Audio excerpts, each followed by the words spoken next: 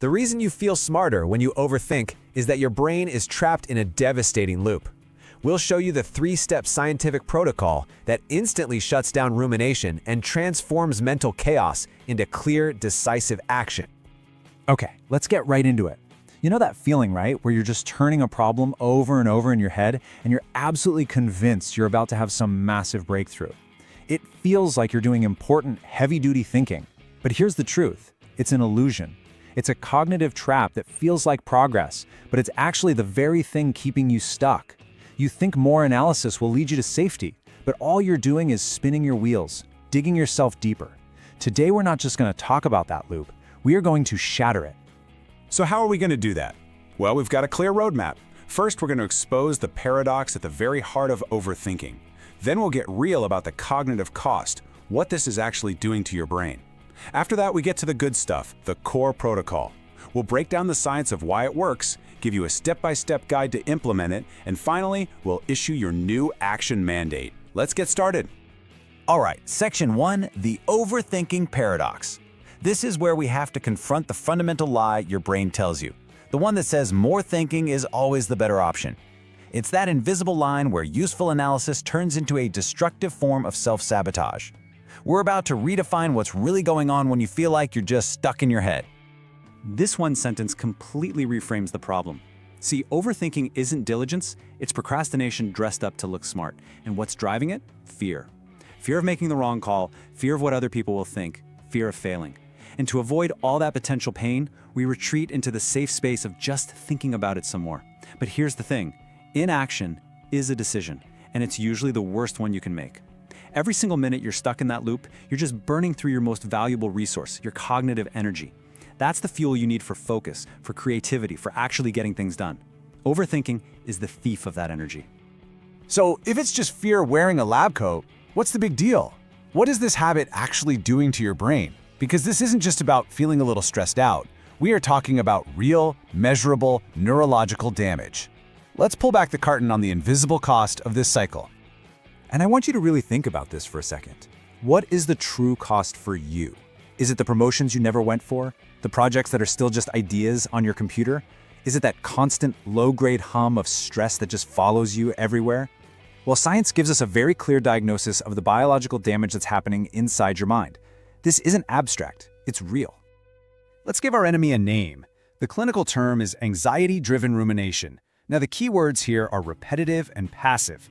You're not actively solving a problem, you're just hitting replay on negative thoughts and worst-case scenarios. And this whole process gets supercharged by our brain's built-in negativity bias. You know that old survival instinct that makes us hyper-aware of threats. The problem is, in our world, that switch gets stuck on, and your brain starts treating a tough email with the same level of alarm as a predator in the bushes. And this, right here, lays out the critical difference perfectly. On the left side, you've got productive analysis. This is what you think you're doing. It's active, it's aimed at finding a solution, and this is key. It has an endpoint. It's a tool you use. But on the right, that's what's actually happening. Destructive rumination. It's passive. It just obsesses over the problem itself, making it seem bigger and scarier. And it's an endless loop. The whole goal of our protocol today is to give you the structure to yank yourself out of that right column and lock you firmly into the left one, for good. So what's the specific damage report? Let's break it down.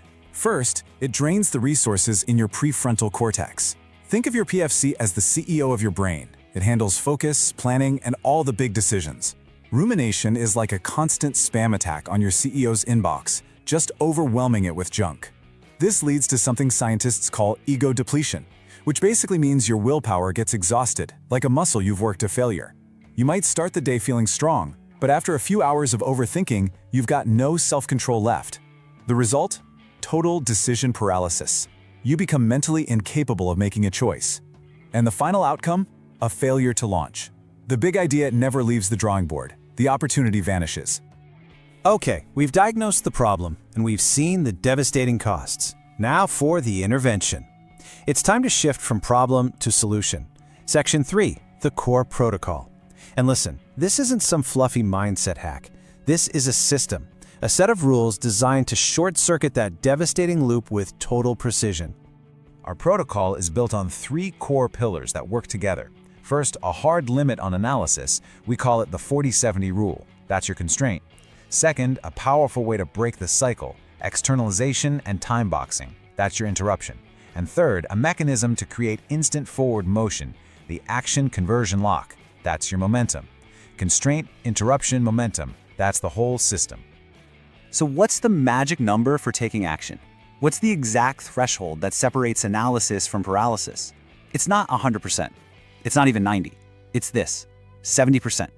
This number is your freedom. It's your permission slip to escape the prison of perfectionism and just start doing. This is the 40-70 rule. Here's how it works. The second you have between 40 and 70% of the information you think you need, you have to act. You pull the trigger. Why? Because all the energy you spend trying to get from 70% to 100% certainty, it's a waste. That last 30% isn't about getting smarter. It's about fear. It's procrastination headquarters. The 40-70 rule forces you to move forward with good enough information, which, let's be honest, is how real progress is actually made. Now for step 2, the interruption. Look, you cannot fight the rumination loop inside your own head. That's a battle you will lose every time. You have to change the environment.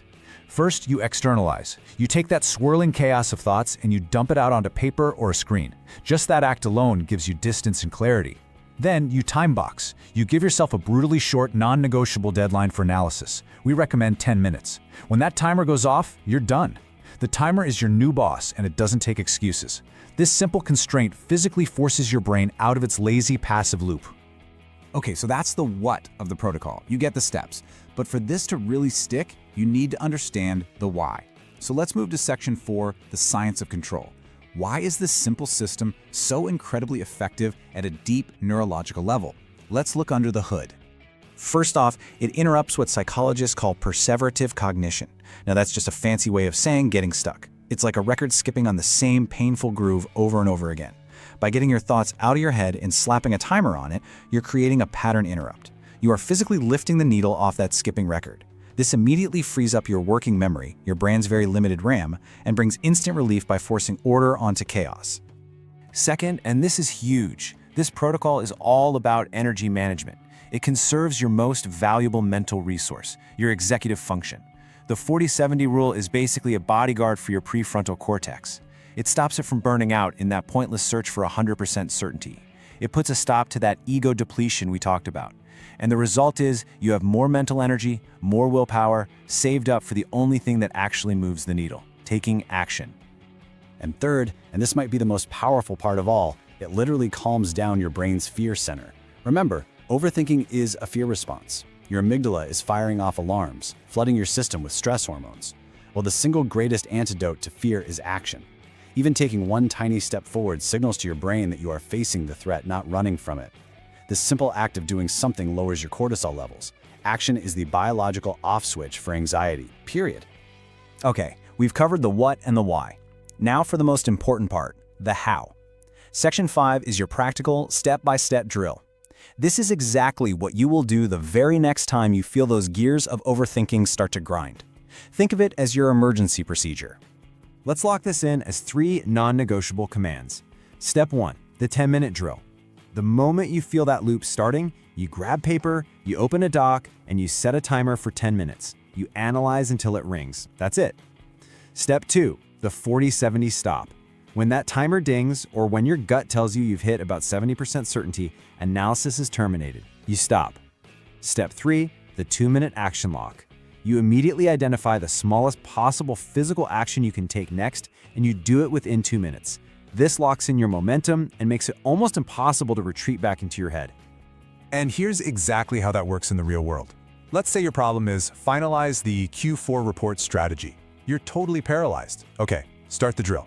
Your 10-minute analysis isn't to write the whole report. No way. It's just to draft 3 key section headers and list the data sources you need. Simple, manageable. The timer rings, analysis is over. Now for your 2-minute action lock, you don't think, you just do. You open a new document and you type the very first header. Boom, you've done it. You have just converted the abstract energy of worry into tangible, concrete progress. You've broken the spell. Which brings us to our final section, your action mandate. This isn't just a helpful tip. This is a new operating system for your mind. We are upgrading you from a default setting of chaos to a deliberately installed system of clarity and execution. I really want you to let this sink in. Your intelligence is an incredible tool, but when you overthink, fear is using it against you. Fear hijacks your analytical skills to build a bulletproof case for doing nothing. But the only purpose of analysis is to inform action. The second it starts preventing action, it becomes the enemy. You have to fire analysis as your CEO and rehire it as a temporary consultant, one that works on a very short, very strict clock. So let's bring it all home. This overthinking protocol solves the problem of rumination and decision paralysis. And why this matters is that it gives you a systematic way to conserve your precious mental energy and absolutely guarantee decisive action. The 40-70 rule and the time-box framework, they work together to prevent that ego depletion by stopping the hunt for perfection. They instantly convert all that chaotic analytical energy into clean, focused execution momentum. Just remember, productivity isn't about doing more. It's about mastering systems that make focus effortless.